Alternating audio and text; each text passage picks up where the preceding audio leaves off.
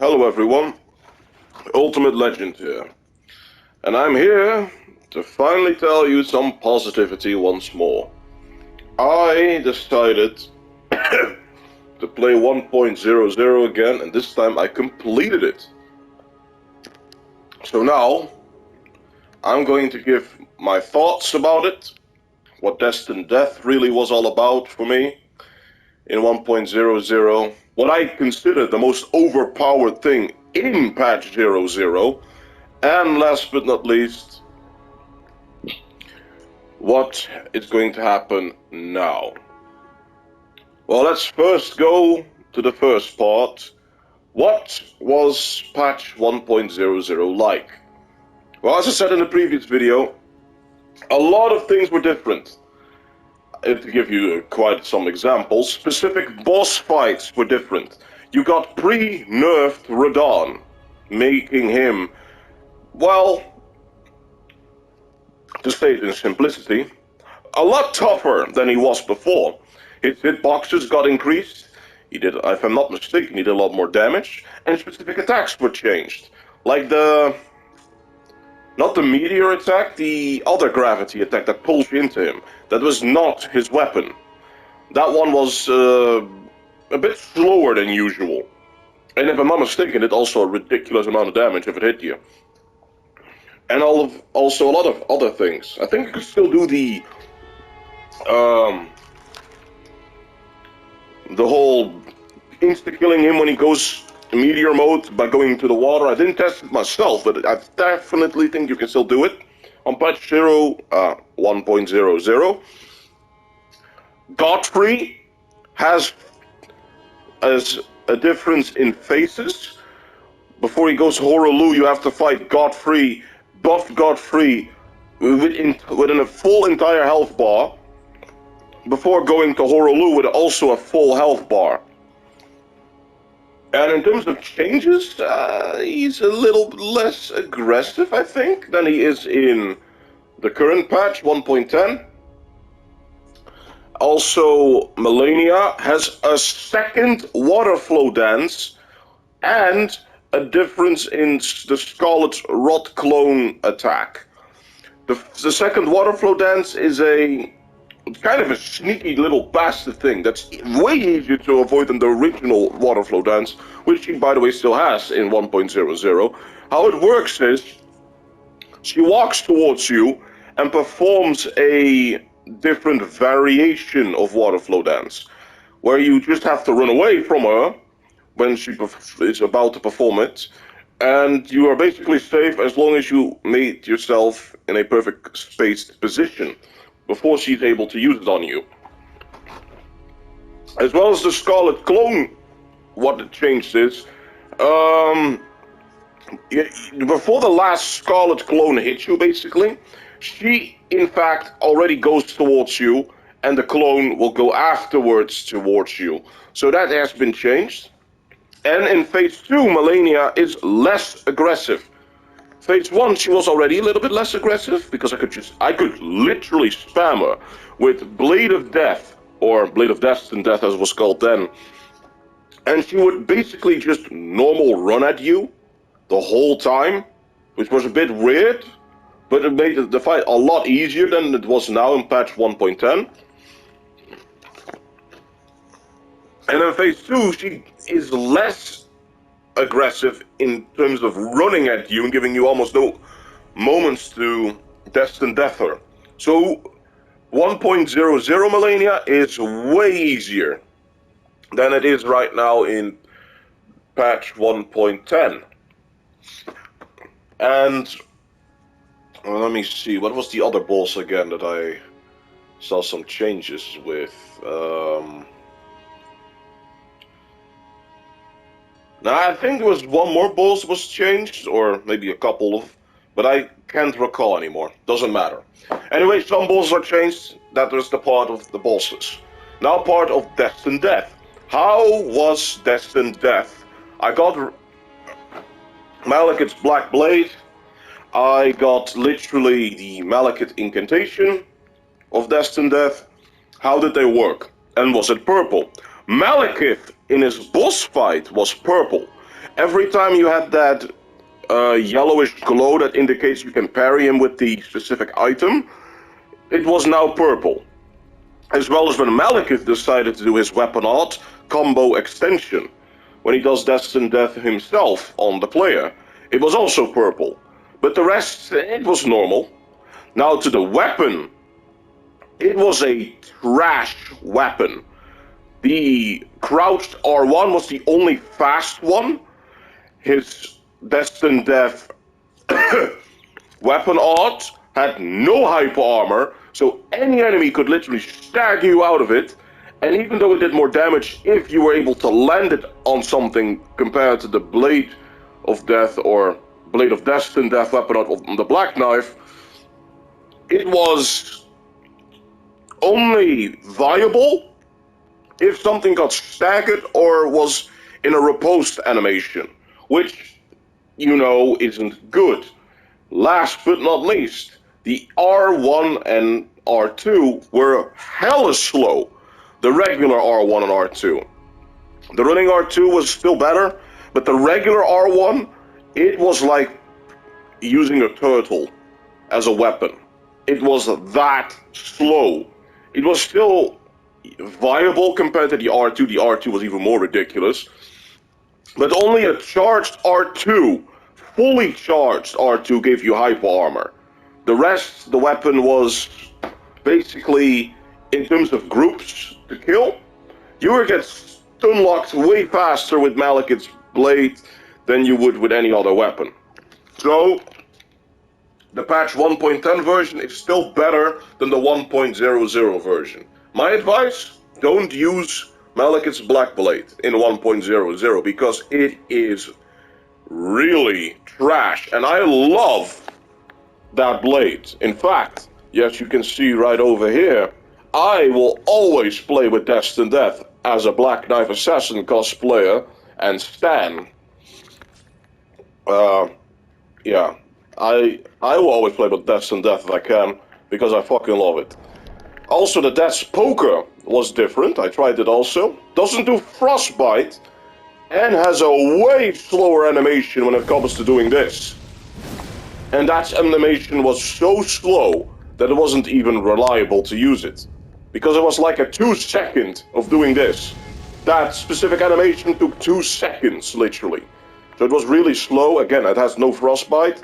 And the damage it did, well, it wasn't overpowered. So Death's Poker, not a really good weapon to be using in terms for the weapon art. In terms of normal weapon damage, it did okay. But it was not special or strong or anything. Now for the last thing, the Black Blade incantation. Was it good? Nope, it wasn't good at all. Unfortunately, it wasn't good at all. If I'm not mistaken, let me see, what were the stats again to even use this one compared to the one over there? No, same stats. It was still 46 fate, but it did so little damage that it was like not viable to use at all. I used it against Plasudasax and it did like in total, even though it hit it multiple times, it was doing like 1,000 damage, or 1,200 damage, something like that, which you think might be okay and good. But keep in mind, the version in this game, it does way more damage than that. Also, I tried to use it against Elden Beast, which normally it is just destroying him. That didn't do it. It didn't destroy him at all. Also, if you're asking me what is Destined Death on Malekith's Black Blade and the incantation if you're doing it together with Tish, the same issue with the Black Knife. Tish has to perform it first, otherwise it will cancel it out. And because the animation of the Black Blade is ridiculously slow, it is not viable. And again, as I said, the only viable moment to use actually the weapon art is if something is in a riposte animation or heavily staggered.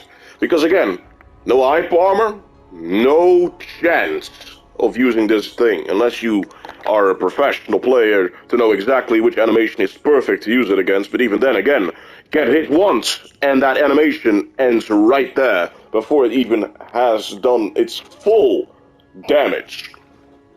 So yeah, If you want to do 1.00, use the black knife and use it only. Black knife does less damage than the black blade weapon art in terms of destined death, but it is way more viable and it has at least hyper armor. Now, for the strongest weapon in the game, in my opinion, that has been in 1.00, strongest weapon is none other than a specific bow that a boss could drop. Indeed, Lion's Great Bow is ridiculous.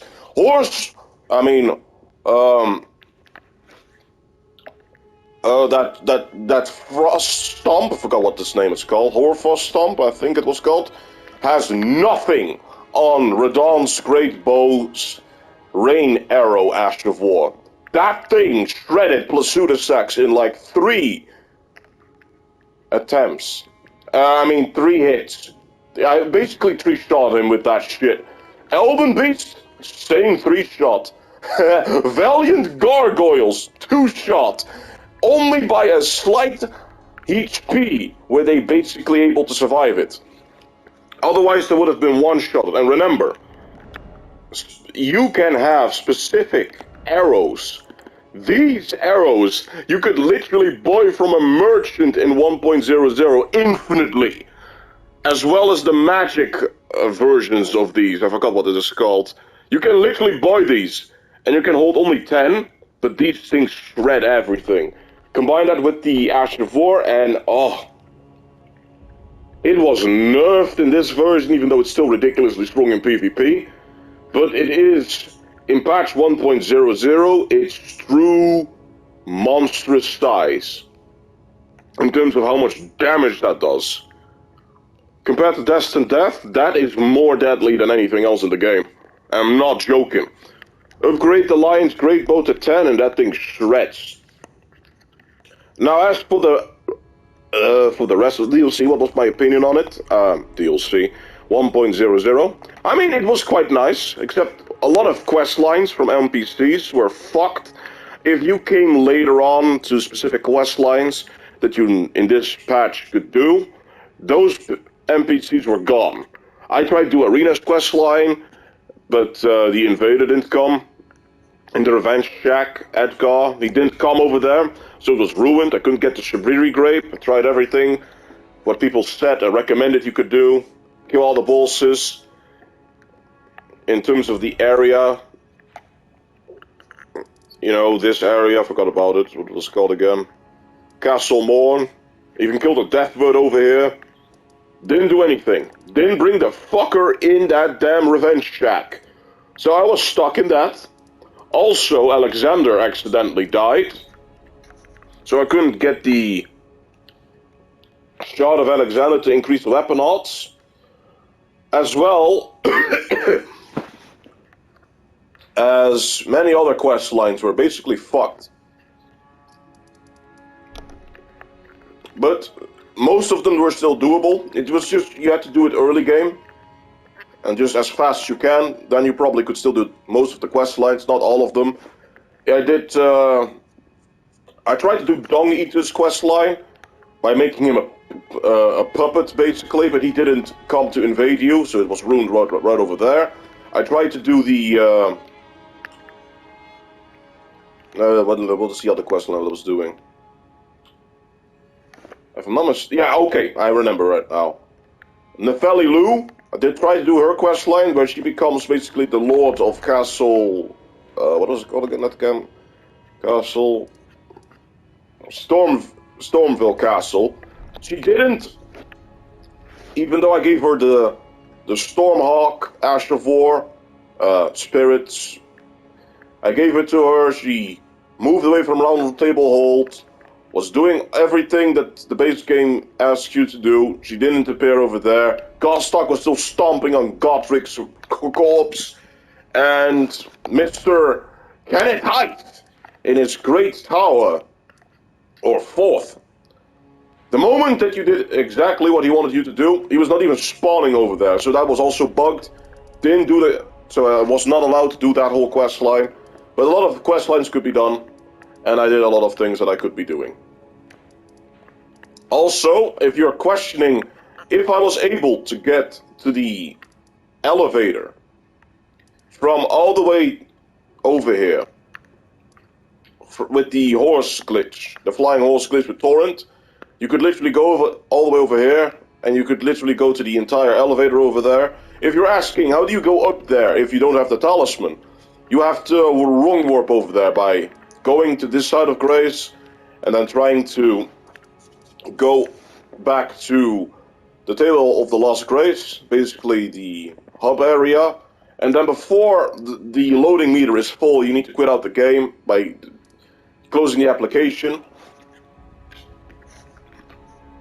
And then, if you time it correctly, you will just spawn on top of over here, so you don't have to actually kill Morgoth, you don't have to get the talisman, the key from Melina after you kill Morgoth. You could literally skip over there with the flying horse glitch, and then back up, and then wrong warp, and then you're right over there. Also, I noticed that trying to wrong warp to Farum Azula was quite difficult because there were only 2 of those keys that I was able to find. There's probably a 3rd one, but I couldn't find it. So I was unable to go to that portal and then wrong warp all the way over there, so Melina had to die to go over there without being able to save her, which I normally do, since I discovered the wrong warp. But yeah, that's basically it for what it is. Was it worth doing? I mean, it definitely was. It showed me new things that the first version of Elden Ring did. Would I recommend doing it again? Not really. Unless you want to make, new playthroughs, test new things out, like trying to be Moog and his trident has also not been a very viable thing, because his weapon art is strong, but doesn't give you hyper armor while doing so. So trying to do Nihil is going to be a bit of a shit situation. Also, now talking about Moog, doing the whole quest line for the man that's going to be over here, I forgot his name actually. It bugged out. He was supposed to come over here and asking me to help him out with an invader, but he decided to not show up at all. And his summoning sign was not over there, so that bugged out also. So if you want to try doing that, you have to do it again as fast as you can. Don't skip anything. But there is one thing that you must do before doing that. Mr. Maidenless over here. You cannot go online in patch 1.00 because, again, you are not allowed to play online if you're doing it. In order to do his quest line, which is basically doable, you have to literally use this guy's quest line to die 3 times when you're being summoned as an invader, and then you can literally do it. Then you can literally go to Mogwin's palace early game and get all the stuff over there. By the way, Vare is the guy that gives you the blood flies, but the armor you cannot get. Also, I was able to get the full Black Knife Assassin armor by getting 33, if I'm not mistaken, it was Arcane. Yeah, Arcane. I got 33 Arcane. Got the Mimic helmet. And got the silver... Damn, I forgot what these things are called. The silver picked fall foot. And then I tried to kill the Black Knife Assassins, or the last of the Black Knife Assassins, from Ordina, Logical Town. The Black Knife Assassin that is, by the way, in the Queen's Bedchamber when you fight against Morgoth first. She can also drop armor, but if you don't get the armor, you have to quit out before she dies. In terms of the lesser Black Knife Assassins and the one in the Bedchamber, if she doesn't drop anything, you can just quit out, and then she will be respawning as long as you didn't get the souls. So you can do that reliably to farm them, but it is a bit tricky. If you don't have the trigger fingers for that, it will be fucked up because, again, Black Knife Assassins don't respawn. But I got the full armor at least. And that's all that I'm gonna say. Except one more thing. If you want to kill NPCs fast, use Unescapable Frenzy. That thing is still in its prime state where it kills literally anything if you have a dagger in your hand. I love that thing. Now, that is all the information I'm gonna give, because I killed Elden Beast, ended the game. In terms of endings, there's not a lot of things. Dialogue has been changed for specific NPCs. For Renala, if you are a girl, she will say fair maid instead of little Culver. Shabriri has extra dialogue if you kill him. Malenia, if she kills you, she gives also extra dialogue. And Moog also when he kills you. A lot of other NPCs and bosses will do the same. But that's all for 1.00 in terms of what the experience was like. Now, for the update. When am I going to play Dark Souls 2 and finish it with the Bearer of the Curse? I think I will play it next week. If not, I'll do it probably tomorrow. We just have to look at the schedule first. And the whole psychologist situation right now. I have to wait for next week, then it will begin again for my traumatic experiences and working on them with my psychologist. I'm in therapy right now, but I need to wait for next week to continue that. So after that, it will be a lot more busier, but I will try to play Dark Souls 2 as fast as I can. If you want to know when, hit the bell icon. You'll instantly get that information the moment that I start to stream it. Anyway, that's it for now. Thank you all for watching. I hope you have a nice day. Take good care of yourself, and I'll see you next time. And remember, have a nice day, and try to make the best out of it.